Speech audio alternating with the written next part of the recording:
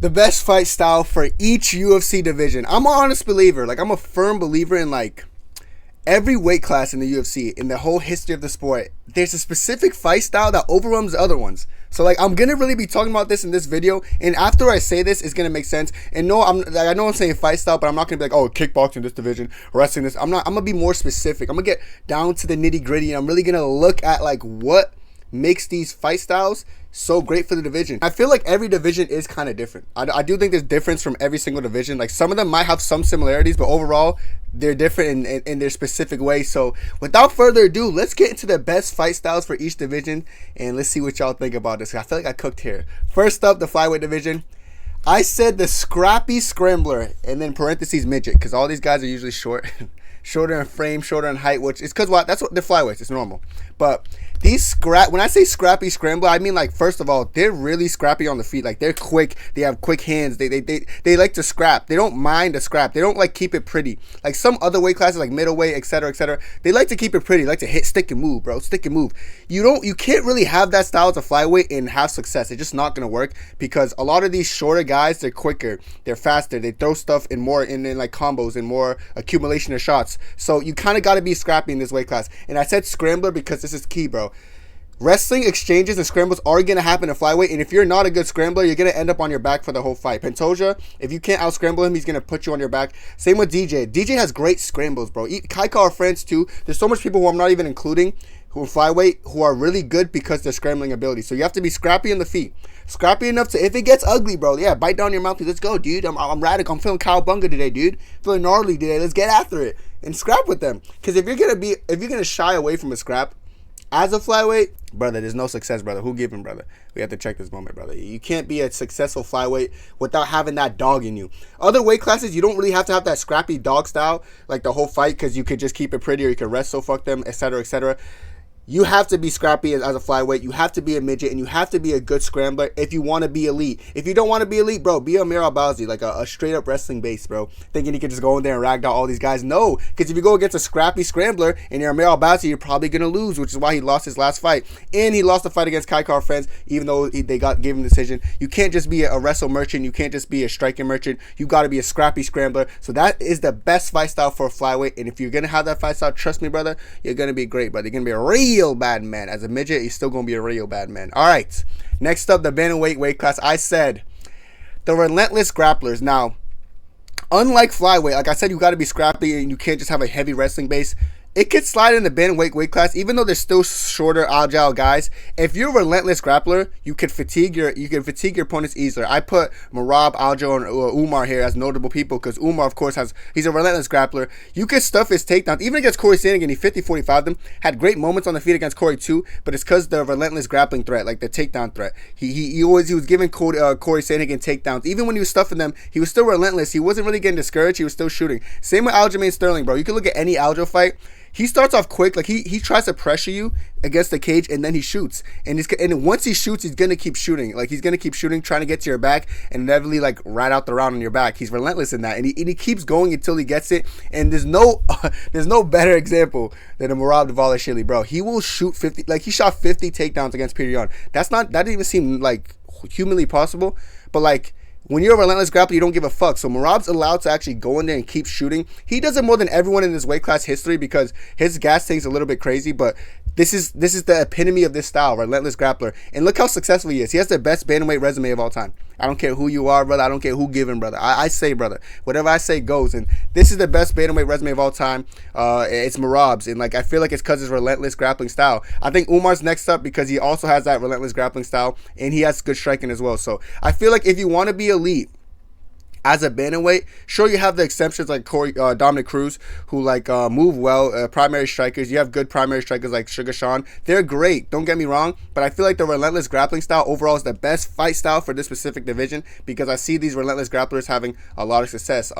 Yeah, so I'm gonna shed light on them. I'm gonna show respect to them because I feel like this is the next generation of bantamweight. It's gonna be these relentless grapplers. So if you don't like grappling, keep away from this division because Sugar Sean's never touching that belt again. Corey Sandhagen, I love him, never touching the belt again. Even Peter Yan, I love him, bro, but he loses to this style of fight. Like, this style of relentless grapplers, Pigeon struggles with it because he can't impose his striking if he's constantly have to stuff takedowns. I really think Merab will beat him in a rematch, unfortunately, even though I like Jan a little bit better than Merab. But it's all good, bro. The point being said is they're both talented, but I feel like the relentless grappling style is better than the primary strikers in the middleweight class. So I'm gonna shed light and show respect to my boys representing relentless grapplers. They're all real bad men too. Don't get it twisted, you know. Don't get it twisted just because they grapple. Grappling's a part of MMA. You don't like it, bro? Go to kickboxing. Next up, the featherweight, and I've just put tier 1 boxers. I've noticed something in, like, just looking at the whole trajectory of the best featherweights I've ever seen.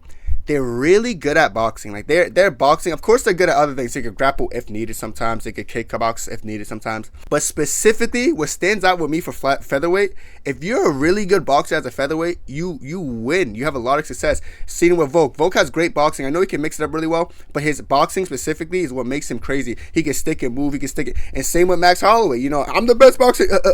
You know, slipping his punches against Calvin Kattar, having those clinics. Like, it showed me that boxing is really a really big, pivotal point. Like, it's a big point. It's a major point as far as success in the featherweight weight class. And I feel like no one's showing this better than the current champion, Ilia Topuria, who knocked out both these guys.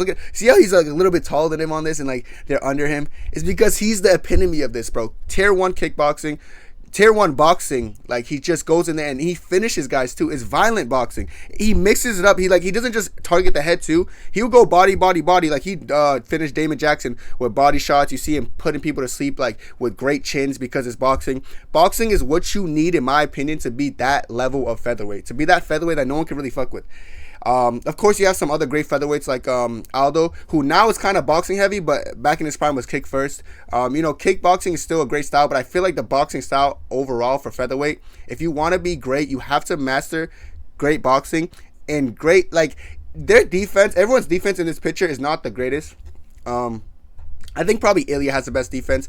He uses the Philly shell sometimes. Volkanovski has decent defense. He can move a little bit. Sometimes he backtracks in stationary lines, which is why Ilya caught him. Then Max Holloway doesn't have the best defense, but his accumulation of boxing punches kind of overwhelm his opponents, and he has good endurance to take the damage and give it back. So overall, I'm gonna say featherweight you need tier 1 boxing to be elite, or be one of the greatest of all time, because all three of these guys, they're probably top 5 all time featherweights, and Aldo, throw him in there too, and Aldo has great boxing as well, so it's not even like Aldo's only a kickboxer, kick first. He can still box, especially nowadays. He's a heavy boxer, so featherweight's clearly tier 1 boxing. If you have tier 1 boxing, you can be the greatest easy. So if you're watching this at home, like, dude, I can make 145, dude, I got good boxing, dude, I'm cowabunga, bro. If you're like that, dude, sign up to the UFC. If you got that Ilia Topuria, Volk, or Max boxing, you'll be champion. Next up, though, lightweight division. I said the well-rounders. But I put in parentheses heavy wrestling base. Of course, people are going to say, Khabib, dude, he's not even well-rounded. He has a heavy wrestling base, and he was well-rounded enough to where when he is standing, he can hold his own. The thing about Khabib that made him weird, that made people think he's not well-rounded, is that his striking style is awkward. Like, he does a good job not getting hit, but he's doing weird movements, like avoiding punches. You know, the way he, like, telegraphs some of his punches, it looks weird. He does weird stuff before he throws. He throws flying knees. They all look they just look strange, unorthodox, but he lands, and he doesn't get hit. That's good striking. That's what striking comes down to. It doesn't matter how you look. DDP striking is not bad, and why? He looks weird, but he knows how to hit people and, like, sometimes avoid getting damaged. Not really DDP. He kind of gets hit a lot. But my point is, it's not how it looks, bro. If it's effective, you know. I feel like Khabib's striking was really effective. Of course, the heavy wrestling base. The heavy wrestling base for Khabib was just, it was there all the time. He was always fucking these guys up in wrestling. He went in with the same game plan every single fight and imposed that game plan every single time. He is the truth as far as wrestling is concerned. It's like, are you kidding me, bro? Are you kidding me? I leave enemy stretch in the enemy death. No energy left. Knock your noodles, reenact John Kennedy death. When I take your life from him like identity theft. But yeah, like, Khabib's, like, wrestling is just really good. I feel like he's one of the epitomes of heavy wrestling base, but also well-rounded. Of course, Arman Sarukian, I put him in this picture because he could be, like, potentially the future. He's not going to be Islam, but he's that type of guy who with a heavy wrestling base, and he has decent striking. It opens up his striking. You saw how he was outstriking Charles easily on the feet, and it was probably due to the wrestling threat, but that heavy wrestling base helps you. And of course, Islam Makhachev. Just the best. Like, listen, He's the most well-rounded fighter in UFC history, period, first of all. And he does have that heavy wrestling base, and I feel like that's what helps his well-roundedness, of course. But he's when I look up the perfect fighter ever, I feel like I should see a picture of Islam Makhachev. He's respectful, never cheated, great striking, great wrestling, great submission. He's top 5 in everything. Top 5 striker of all time, Islam. Top 5 wrestler of all time, Islam. Top 5 grappler of all time, Islam. Doesn't matter, bro. All Islam. Top 5 fucking hairlines of all time, Islam, bro. Like physique, bro. Stop playing with my boy, bro. Y'all gonna say I'm glazing in the comments, but I'm being dead ass. He's that good. So yeah, for lightweight, you have to be well rounded, but you have to have that heavy wrestling base, in my opinion, to be known as a great lightweight. There's people like Benson Henderson who also had that great that decent wrestling base and that decent striking, who was pretty well rounded. You could even name him for a notable guy here. Like lightweights just need that they need that well roundedness and that heavy wrestling base to be that good. So shout out the lightweights. This probably takes the most skill to be good at this weight class, because you have to kind of be good in every department, and you still have to have that really overwhelming wrestling base. Like that's better than majority of the people on the roster. So I'll say shout out the lightweights. They're one of my favorite weight classes because they take the most skill to be great at. Next up, the welterweight division.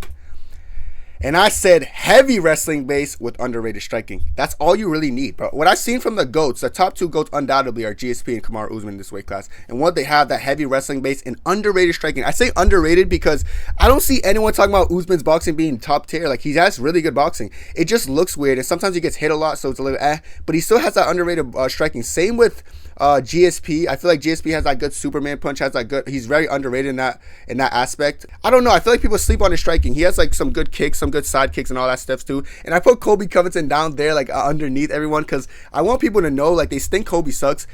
People forget about prime Colby, man. People forget, dude. It's like, he's gnarly, dude. He was gnarly. Trust me, he's cowbunk. He was in his prime. He was actually scary as fuck. So I feel like I'm gonna show him respect there. His striking was very underrated as well. If you guys remember him against Usman, he was tagging up Usman. His accumulation of punches when Colby's in his element, I'm telling you, he's one of the hardest people on the planet Earth to beat. I'm not just saying this because I like him. I'm not trying to glaze him, but I'm just saying, like, his ability to like overwhelm opponents with punches, even those flying knees, like elbows, he mixes up really well. He has great endurance. He has a heavy wrestling base. So I'm gonna say he's one of those great welterweights that people should acknowledge too. GSP, Usman, and Colby Covington embody the best heavyweight fight style, in UFC history, and they all do well. They all have great careers. I know Colby gets shit on nowadays, but trust me, dude. People who know, bro. Colby in his heyday, he was heydaying. You get me, bro? Real bad man, bro. But same with Usman, same with GSP. I feel like all the great welterweights have to have that heavy wrestling base and underrated striking. You even seen with Matt Hughes, etc., etc. So welterweight weight class, similar to lightweight in some senses, but that heavy wrestling base is pivotal, and you just need underrated strike. You don't really need anything else. You don't really need great BJJ. You don't see people like have great BJJ who are great welterweights all the time. GSP, Usman, or Colby. You don't need to submit anyone. I don't know why I'm saying but you get the point. Submissions aren't really needed, but you just need that heavy wrestling base and that underrated striking, and then you're all good to go. Next up is the middleweight weight class. In the middleweight weight class, I said just the lengthy, rangy strikers and their counter puncher killers. They're counter killers. Like, if you go in there stupid against them, or plobbing and chobbing in, you know what I'm saying? You're going to end up like Forrest Griffin slept, like the way Anderson Silva did, or Robert Whittaker just blitzing in with the same predictable blitz as he slept them. You know what I'm saying? If you think you have them hurt, so you're just going crazy, you're going to get knocked out like Izzy did to Alex Pereira. There's just so much aspects of these guys. I feel like middleweight, it's been just lengthy strikers kind of taking over an era, and now we're kind of in a weird shift where DDP's beating these guys, but I really feel like overall lengthy strikers are like the goal. If you're 6'4", 185, you're going to be hard to deal with, or if you just have long limbs, long extremities, you know what I'm saying, you're just going to be that guy. And Mavov's one of the newer gen ones. Mavov's a very tough, very talented striker. He's going to go against Izzy, so I hope Izzy doesn't like fully destroy him, because I do think Mavov can maybe be a future champion, but I just feel like overall, if you want to be a great middleweight, dude, just be a long, rangy striker. Use your length well and pose leg kicks when needed. Whittaker's not really tall, but he has that length to like kind of have a similar style and to be a good counterpuncher, etc., etc. He's still at the top of the division. So yeah, middleweight, I feel like it's pretty self-explanatory, because you see the 2 best middleweights of all time. They have virtually identical styles, and it's not a coincidence. It's because that's how good they are. That's how good that style of fighting is for the 185 weight class. And they, like, Izzy has good takedown defense. Silva didn't really have the greatest takedown defense, but no one really should shoot on Silva because they were worried about just getting counterpunched to an oblivion. And then as far as Izzy goes, everyone would shoot on him, but Izzy has really sound takedown defense, so he wasn't really worried about any of that shit. You get me? So if you have good takedown defense, that's a bonus. Good grappling, that's a bonus. But I really feel like lengthy strikers just own the 185 pound weight division easy. As for the light heavyweight division, I said 6'4" unique strikers. I literally put a height to this because, you know, John Jones 6'4", Gustafsson I believe 6'4", 6'5", and Alex Perez 6'4". And if they're unique strikers in their own way, Jones is really unique with the oblique kicks. He likes to throw side kicks, that kind of like weird straight kick, teep kicks, and all that shit. While Gustafsson is more of like a traditional boxer. He would throw his long rangey boxing slip punches really well, and Alex Perez would use those low kicks into the lying left hooks. You know what I'm saying? They're all unique strikers in their own way. You know what I'm saying? Their striking base is probably what helps them the most to set up some stuff. But I said wrestling base, hopefully, because Alex Perez, in that weird sense, like he's just really just a good unique striker, and he's just beating up everyone. But Gustafsson had a decent wrestling base. People forget, dude. Gustafsson stuffed so much of DC's takedowns. Gustafsson took down Jones, you know, more than Jones even took him down. Jones went like 1 for like what, 7 against Gus or something. Like Jones was getting all his takedowns stuffed. So wrestling base in the sense of offensive and defensive. You know, Alex Perez gets taken down by like almost everyone who tried to take him down, but he's shown, I don't know. I still feel like he's just an exception because his power. But like I said, typically for light heavyweight, if you're 6'4", you're a good striker in some aspect, whether that's kicking, whether that's boxing, whether that's having good power. You're going to get carried, and if you have a wrestling base, that's a big bonus. You know what I'm saying? I do think Alex Perez probably loses to an Ankle Live, who's also a unique striker with a wrestling base. You know what I'm saying? Because he embodies the light heavyweight style of fighting better than Pereira does. It's just that easy. So I do think Ankalaev is going to beat him when the time is right. But as far as just right now, Pereira's running through the division using his unique striking, so I'm going to give him respect there. But light heavyweight is pretty self-explanatory. If you're 6'4", you can strike well, and you have somewhat of a wrestling base, you can defend takedowns a little bit, you'll be champion. Trust me. Just trust me. If you're 6'4" like me, I'm 6'4", I have unique striking, but I could actually be a light heavyweight. I just got to gain, like what? I'm 175. Like I gotta get a couple lbs, and I'll be up there, and I'll be light heavyweight champion. Trust me when I said that. All right, I'll be back. I'm a real bad man. Don't get it twisted. All right.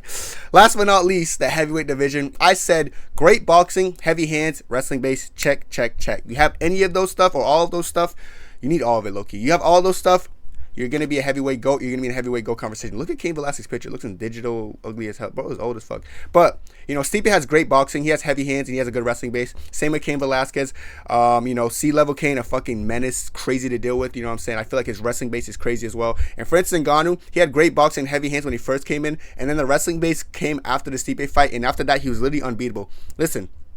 The Francis that fought Stipe the second time, no heavyweight to ever grace the earth could even come close to beating that Francis ever. So, you know what I'm saying? It wasn't that Stipe sucked in that fight. It was just that he went against the embodiment of a heavyweight fight style. And Francis Ngannou, who's physically strong and scary as shit, that doesn't help anyone. That just makes it even harder to beat him. So, I feel like overall, this is the fight style that you need to be the best heavyweight ever, especially in a division that has no wrestling base. Like, if you have somewhat of a wrestling base, you're embarrassing. Like what Francis just did to renowned Ferreira.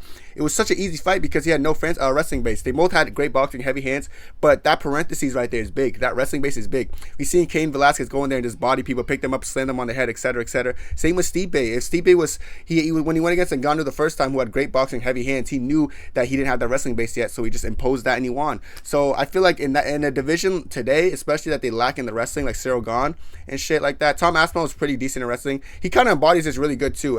We just don't know about his endurance, but overall, I feel like this is the style of fighting, especially in today's day and age where everyone has no wrestling and horrible gas tank and their boxing's they just throw stupid hands trying to land some big punches. I feel like that's major and that's important in a division like this. So I'm gonna say that's a perfect style for heavyweight. But that's it for me, man. I think I nailed this list. I think I nailed all the fight styles for the specific weight class. Let me know what y'all think, bro. Because I didn't want to just do yo, dude, kickboxing, dude, wrestling, dude, because I feel like that's corny. That's easy. I want to make it harder for myself. So I started getting into the nitty gritty and all that shit. So let me know what you guys think. That's it for me. Have a good day and God bless. 2, 3, 4.